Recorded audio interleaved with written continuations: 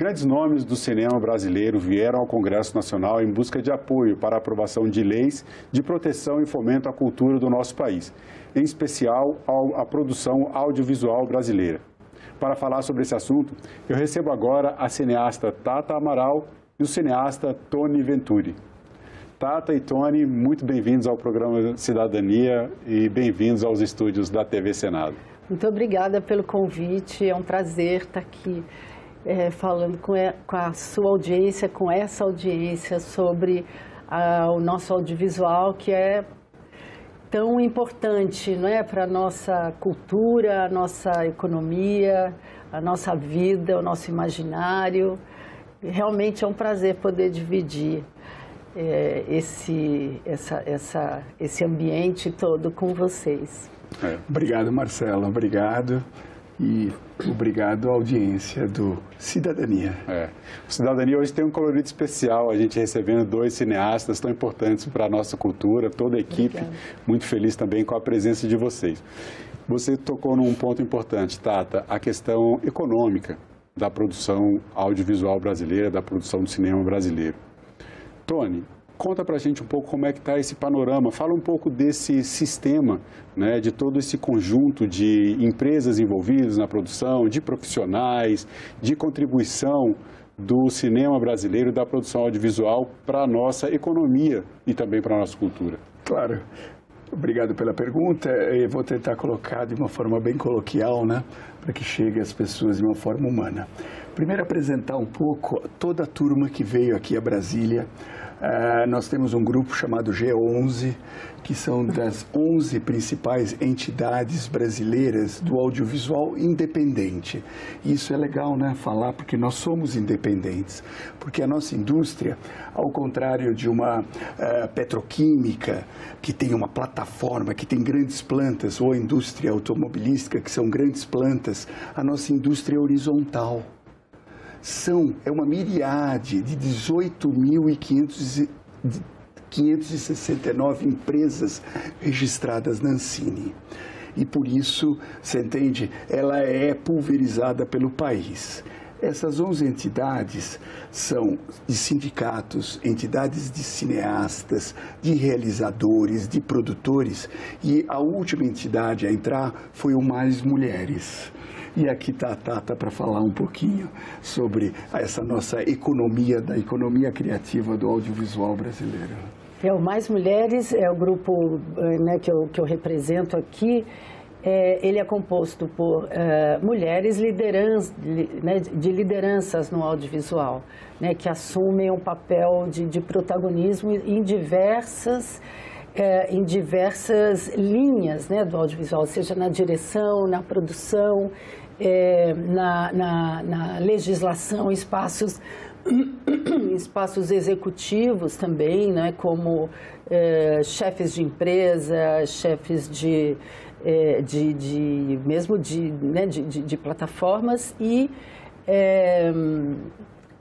principalmente a batalha, né, do Mais Mulheres é colocar realmente as mulheres, jogar luz, né, a realização das mulheres. E a gente está aqui, apesar de eu ser a única que está representando Mais Mulheres, somos 5 mulheres aqui, representando diversas regiões do país. A pessoa que nos organizou enquanto Mais Mulheres nesse grupo, que é a Débora Ivanov, que está aqui também, fazendo parte desse trabalho que vocês estão fazendo aqui no Congresso Nacional. Né? Ela é uma produtora, né, sócia da Gulani Entretenimento, que produz muitas obras que todo mundo pode ver. Agora está produzindo cena para Netflix. E ela também foi diretora na Ancine, né, Agência Nacional de Cinema, e lá, enfim, teve um desempenho incrível. Além disso, ela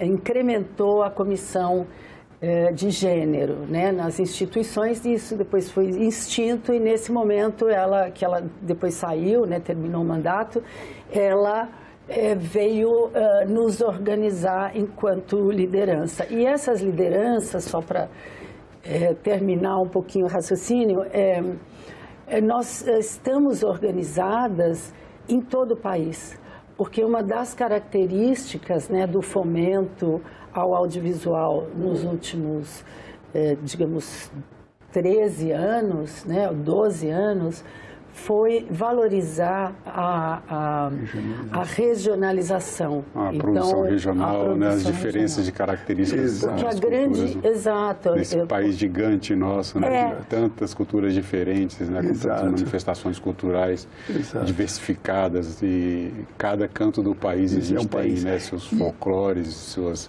Só completando que, além de cineasta, estou aqui pela PACE, que é a Associação Paulista de Cineastas. Sim. E, como eu disse, tem 2 outros sindicatos e 9 outras entidades, né? Viemos com uma pauta densa, com uma pauta muito densa, e Tata já tocou numa delas, que é a questão da cota da TV paga, que vence agora em setembro. A cota da TV paga, que permite um espaço para a produção nacional do filme e da série independente brasileira, foi resultado desta regionalização. Foi ela que criou esse ciclo virtuoso, maravilhoso que vivemos nos últimos 12 anos, e na verdade é uma cota de 3,8% no horário da TV paga, e que foi realmente causou uma primavera de produção. Foi ela que expandiu, e nós chegamos a esse número de 18 mil empresas. Essa cota de 3,8% é a participação de filmes e nacionais, séries brasileiras no horário nobre, que significa 4 horas por semana. Só isso já revolucionou. 4 horas por semana dá menos de 1 hora por dia útil, se a gente considerar os 5 dias úteis da semana. Exato. A gente tem que considerar 7 dias nessa reserva. Se considerar em 7 dias, aí fica menos ainda, né? A gente vai ter aí Ou se considerar que o que é um horário nobre na TV? Vamos pensar também, porque ela não pode ser uma cota, a cota implica horário nobre, não pode ser na madrugada que está todo mundo dormindo. Sim. Então, se considerar que o horário nobre é das 18 horas, né, às 22 horas, eu creio que até às 23, agora eu não estou me lembrando exatamente do ponto técnico, se considerar que são 5 horas por semana, vezes 7, nós estamos falando de 35 horas, então 4 horas significa, você entende? Uma parte bem pequena, seria o 10% do horário Essa nobre. cota, ela está prestes a vencer, dia 12/9. Então, uma das coisas que nós temos é o PL do Randolfo Rodrigues, o qual o nosso senador, você podia falar um pouquinho, vai conduzir e fazer com que ela seja renovada. Essa renovação aumenta também esse tempo, mantém o tempo ou coloca ela de uma forma permanente?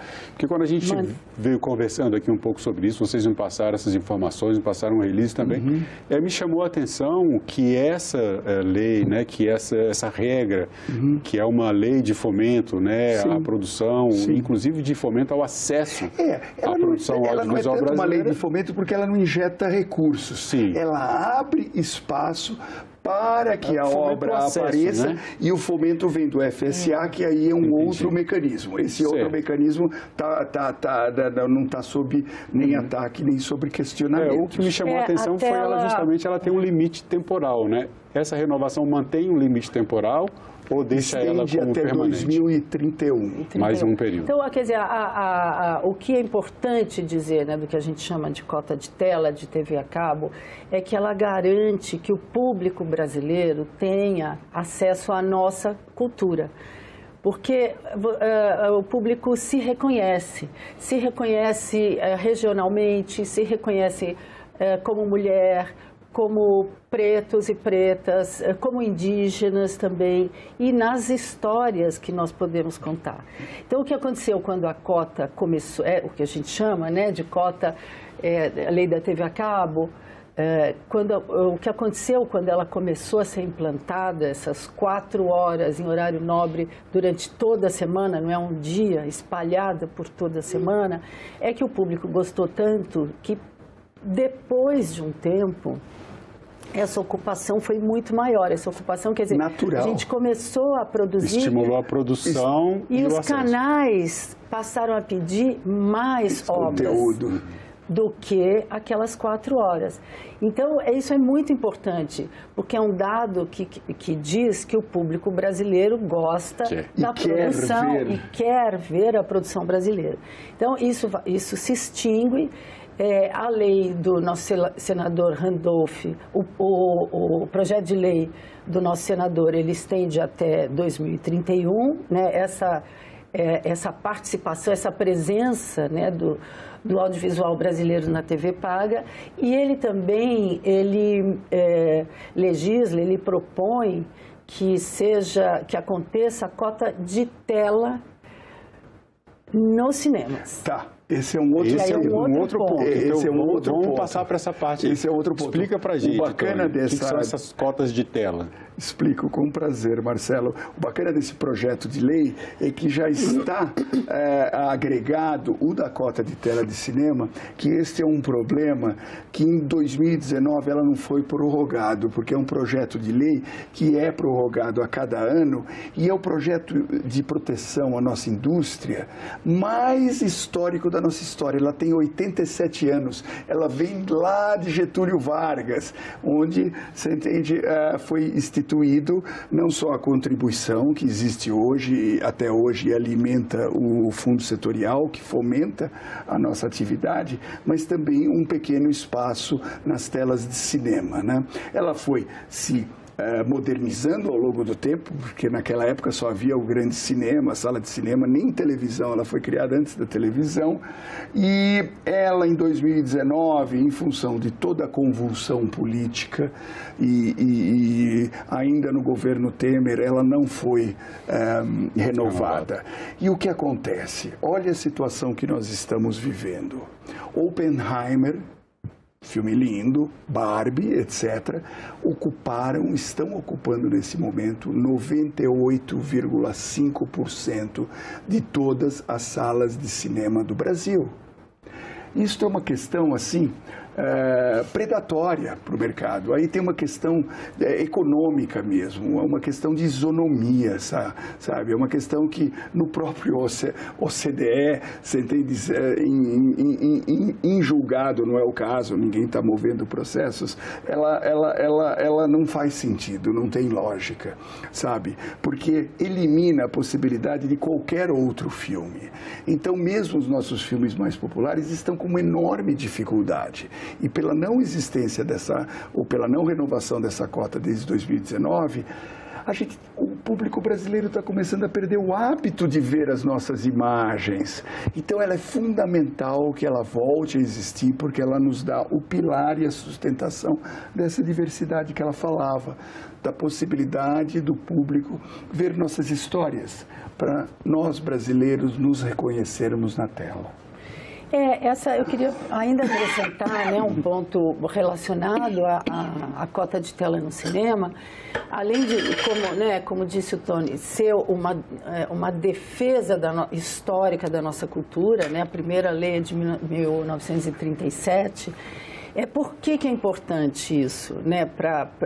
Acho que não é só uma questão de quem trabalha com audiovisual. A importância dessa reserva, digamos, né, da cota do que a gente chama de cota de tela, é também econômica no seguinte sentido. Quando você vê um filme, em especial os filmes norte-americanos, ocuparem praticamente 100% das nossas salas de cinema, você, economicamente, esses ingressos são vendidos e os recursos vão para as distribuidoras e produtoras internacionais, eles não ficam aqui no Brasil.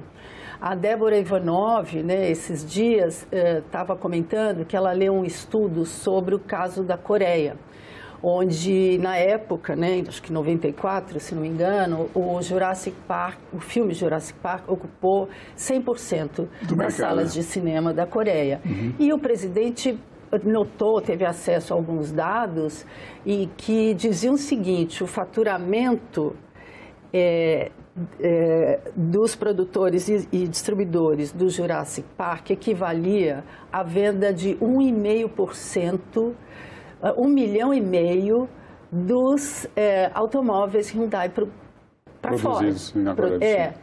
Então, ele viu que havia uma evasão de dinheiro. Quando o público coreano, no caso, né, gastava o seu dinheiro com os ingressos para o Jurassic Park, equivalia à venda, à exportação de 1,5 milhão de carros. Então, garantir que o público tenha acesso, pague ingresso para o filme coreano era uma questão financeira, porque os recursos ficavam na Coreia para serem reinvestidos em tudo que é possível, mas também, e principalmente isso, e ao observar a cultura cinematográfica norte-americana, você, através do audiovisual, você está divulgando a sua cultura.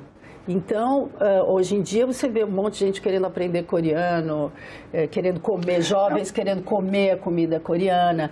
E é isso que a gente quer também. A gente quer trocar com o nosso público. Qual é a nossa comida, qual é a nossa roupa. Tem uma soberania até aí, né? Exatamente. Porque a indústria cultural, especialmente a indústria cinematográfica, ela traz, né, um conceito da política de soft power, Exatamente. que é justamente isso. Você vai impondo cultura, isso se reflete em comportamentos, em modos de consumo. Exatamente. E aí, no caso, a gente tem também essa questão econômica que você colocou, né, tá? E completando esse raciocínio, a partir de 94, eles fazem leis que protegem o próprio mercado, no caso a Coreia, né, completando o seu raciocínio, e que mudaram radicalmente, você entende? Esta questão. Recentemente alguns filmes coreanos que ganharam inclusive mundial. o Oscar.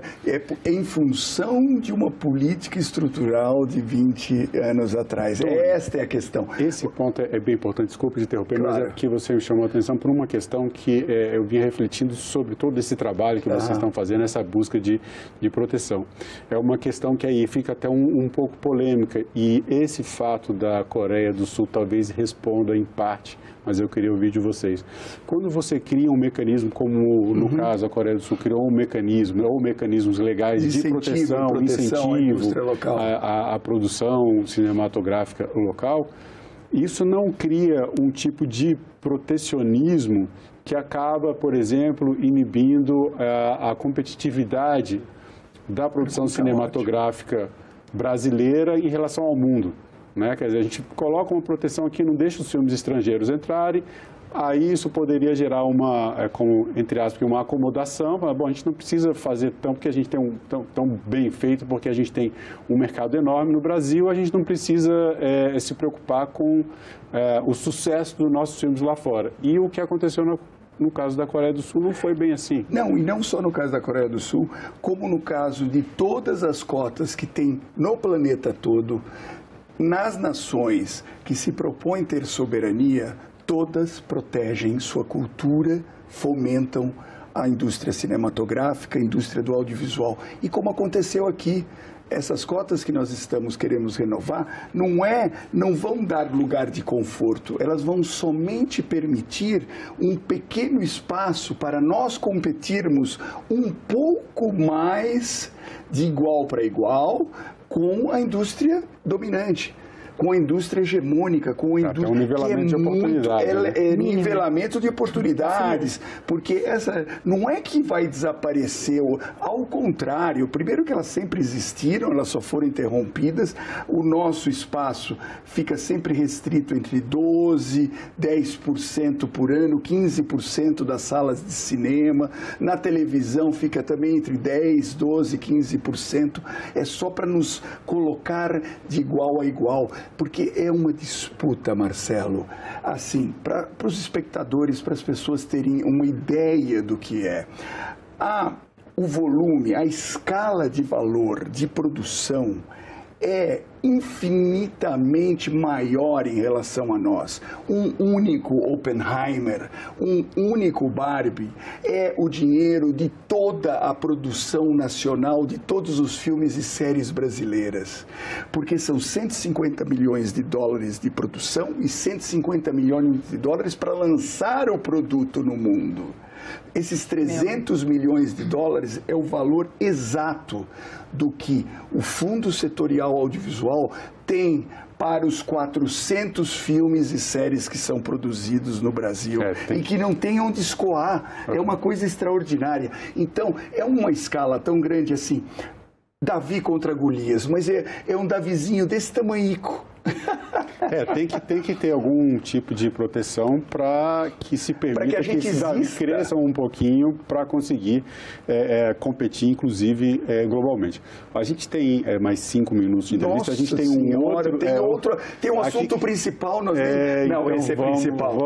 Esse é o mais urgente. Esse é o mais urgente. O VOD é o Vídeo On Demand. Explica para a gente o que é isso e qual é o ponto que vocês vieram em busca de apoio de divulgação, né, do nosso pensamento e desejo. Vídeo on demand é aquele vídeo que você compra, né, nos streamings, qualquer deles, pelo celular, pelo computador, pela televisão. Dá um exemplo pra gente do que é streaming para a pessoa entender. Game of Thrones. As plataformas, Netflix, Amazon Prime, Globoplay. Agora todo mundo entende, né? Às vezes a gente fala streaming, nem todo mundo sabe. E o VOD é essa maneira de se relacionar com as obras que estão nessas plataformas, né? E atualmente o que é muito importante para a gente, eu diria talvez o mais importante dessa relação com os streamings que a gente, porque o que acontece, né? Nós brasileiros, a gente tem a ideia, a gente busca maneiras de realizar, maneiras financeiras, mecanismos financeiros, e aí a gente exibe essas ideias. A ideia, o roteiro, o argumento, ele é uma produção nossa, minha, do Tony, de qualquer das pessoas que produzem. Pelas plataformas. Uma das modalidades que mais tem acontecido aqui, sem a regulação, é que os streamings compram a nossa ideia, pagam pela nossa ideia, financiam, realizam. Nós realizamos. Nós produtores brasileiros realizamos. Nós temos a responsabilidade fiscal, trabalhista, artística. E artística, mais ou menos, porém, eles compram a ideia e a ideia passa a ser deles. Por exemplo, eu realizei o filme Antônia, e é como se, caso fossem eles comprando essa ideia hoje, eu venderia a ideia e eles poderiam realizar essa ideia com outro diretor, com outra produtora, em outro país, inclusive. Qual é a proposta? A proposta é manter a propriedade intelectual, autoral, patrimonial aqui. É como uma patente. Você patenteia o açaí para o Japão poder explorar aqui no Brasil? Não.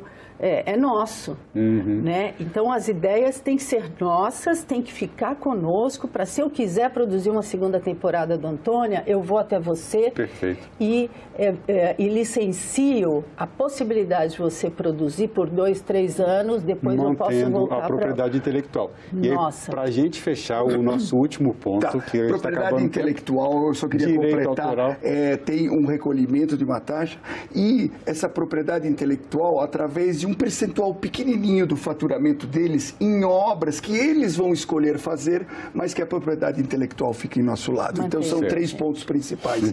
E o último assunto que está muito coligado são os direitos autorais dos diretores, roteiristas, músicos, intérpretes, que são os atores, são os direitos conexos, e os produtores. A gente não recebe no ambiente digital, nesse novo ambiente da internet, o nosso direito autoral pela veiculação das obras. E patrimonial, né?